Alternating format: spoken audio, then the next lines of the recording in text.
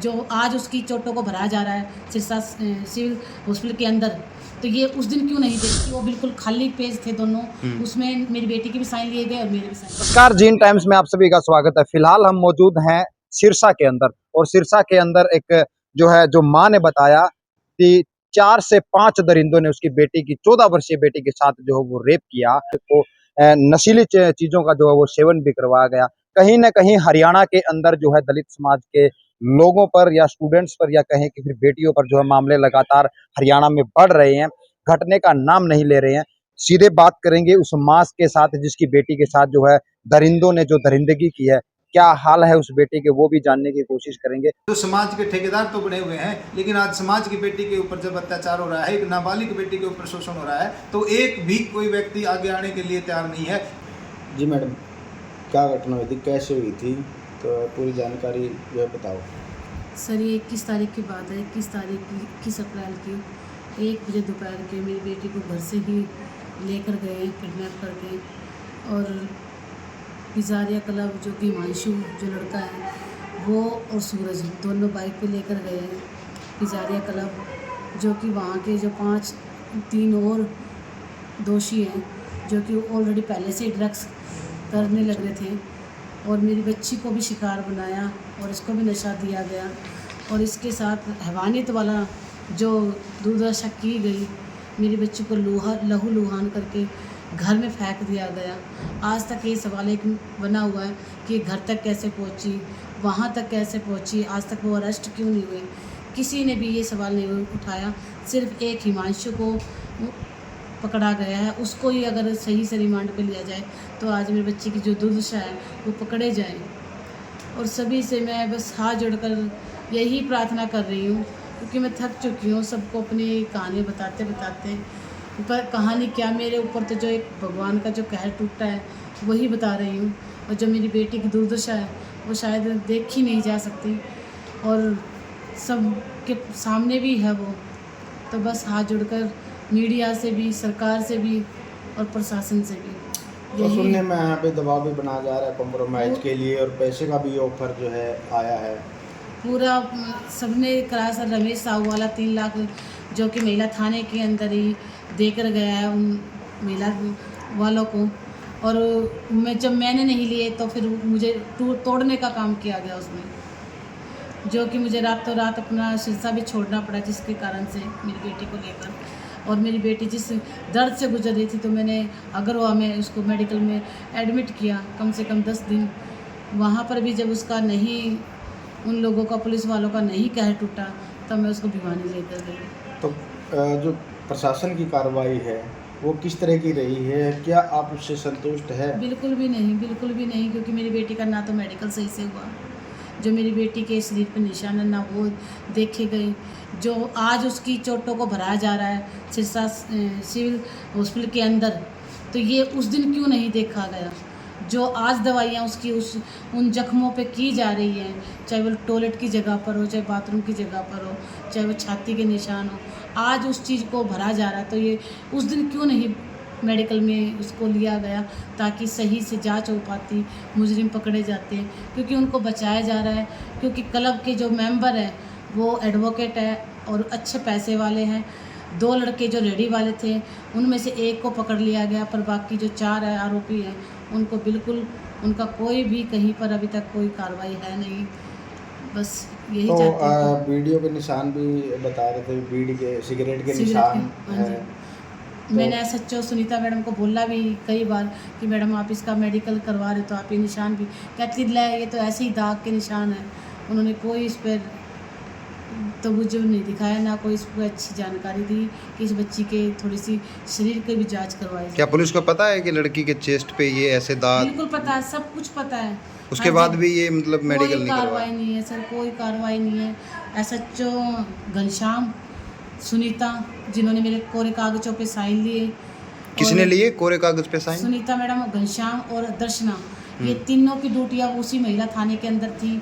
क्योंकि रात की ड्यूटी जो थी सुनीता मैडम की थी, जो मेरे कागजों पर साइन लिए थे, और जो घनश्याम SHO थी, जब मेरी गुड़िया को क्लब पिजारिया लेकर गए तब उसके साथ इतनी बदसलूकी की, हमें गाड़ी से भी उतार दिया गया।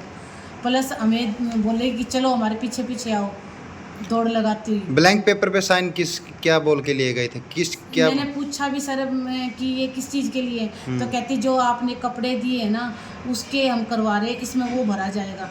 जबकि वो बिल्कुल खाली पेज थे दोनों, उसमें मेरी बेटी के भी साइन लिए गए और मेरे भी साइन लिए गए। तो जैसे घटना के कुछ देर बाद बता रहे थे, तो क्या पुलिस का जो प्रेशर था उसकी वजह से? बिल्कुल मेरी बेटी बिल्कुल ठीक थी, इतनी वो पागल नहीं थी। पर जो महिला थाने की जो इंचार्ज रही है और एसआई पूजा, उनने सब पूरी तरीके से मेरी बेटी को मेंटल घोषित करने की कोशिश कर दी, प्लस मुझे भी इतना गुमराह किया कि मैं रातों रात मुझे सिरसा छोड़ के जाना पड़ा। पुलिस को बच्ची ने किन किन युवकों के नाम बताए?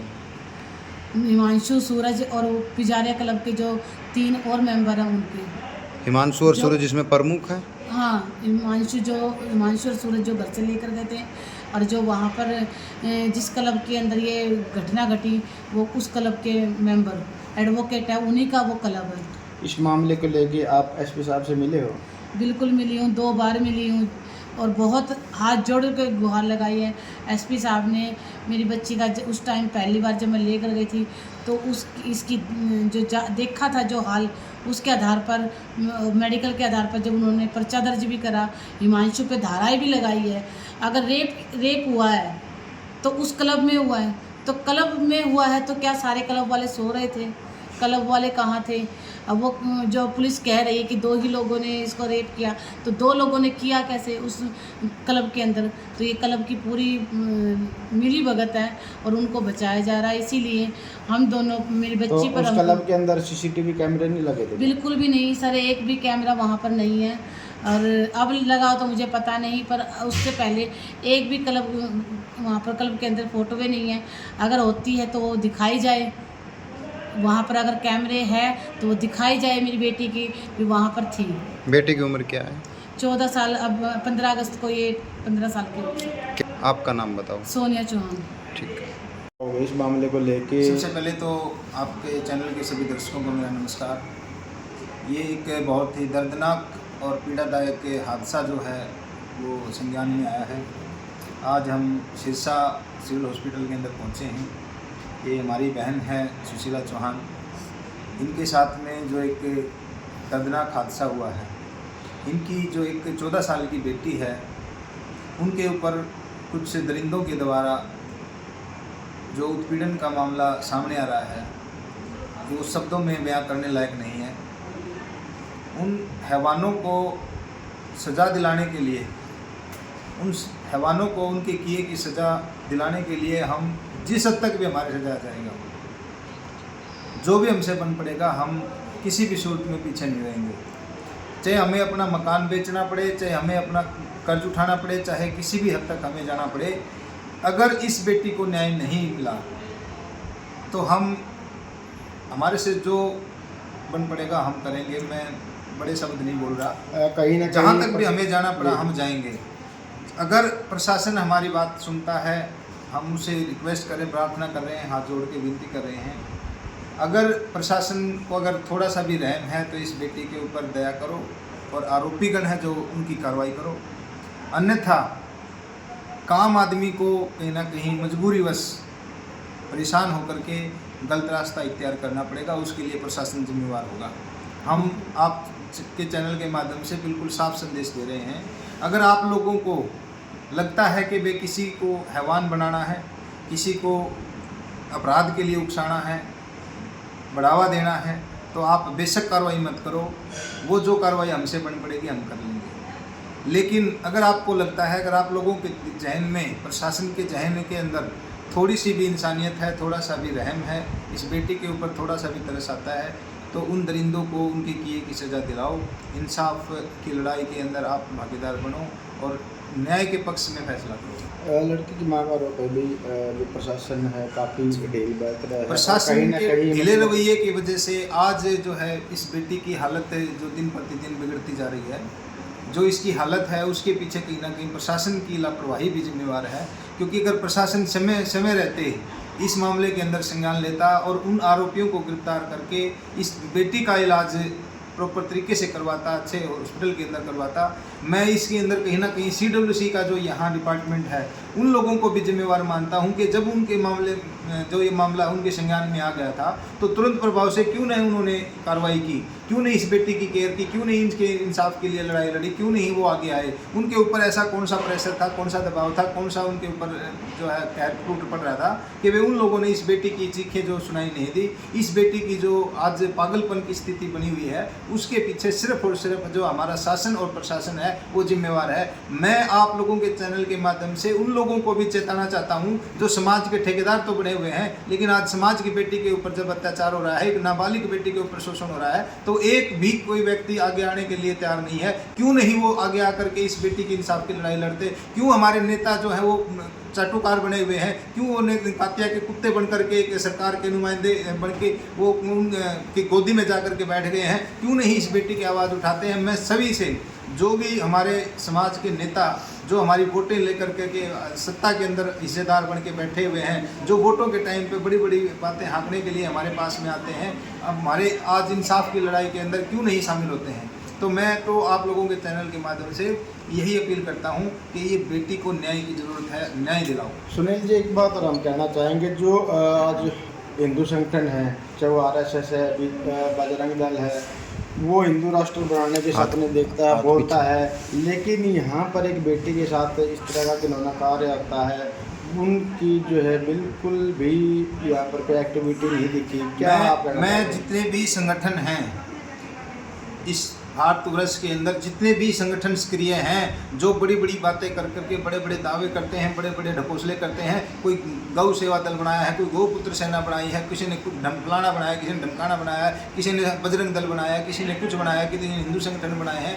आज वो संगठन जब एक हिंदू की बेटी के ऊपर अत्याचार हुआ है, उसके साथ में हैवानियत की गई है, एक पशु के ऊपर जब कोई कुछ भी अत्याचार होता है तो वो बड़े बड़े संगठन बड़े बड़े प्रदर्शन करते हैं, बड़े बड़े जो है कार्रवाई करते हैं। लेकिन आज जब इस बेटी के, क्या ये बेटी हमारे हिंदू समाज की बेटी नहीं है क्या?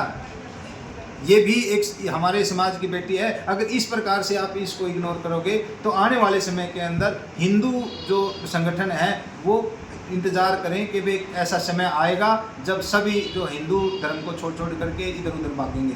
क्यों? क्योंकि जब इस तरह से अत्याचार होंगे और वो हमारे साथ में नहीं लगेंगे, नहीं संगठन में खड़े होंगे, तो उनको मजबूरीवश किसी न किसी अन्य संगठन के साथ में लगना पड़ेगा, वो मजबूर हो गए। तो मैं तो आप लोगों के चैनल के माध्यम से सभी संगठन को चेताना चाहता हूँ कि वे समय रहते कार्रवाई करो, जागो, एक हो जाओ और ऐसे दरिंदों के खिलाफ में आवाज़ उठाओ। अन्यथा ऐसे संगठनों को छोड़ दो जो इस तरह के वाहियात बयानबाजी, बकवास, पता नहीं क्या क्या ड्रामे करते हो, उन सब चीज़ों को छोड़ करके इंसानियत के जो धर्म है उसको निभाओ और जो इस प्रकार की घटनाएं घटती हैं उनके लिए खिलाफ लड़ाई लड़ने का काम करो। क्या नाम है जी आपका? मेरा नाम एडवोकेट सुनील राजबाम मियाँ।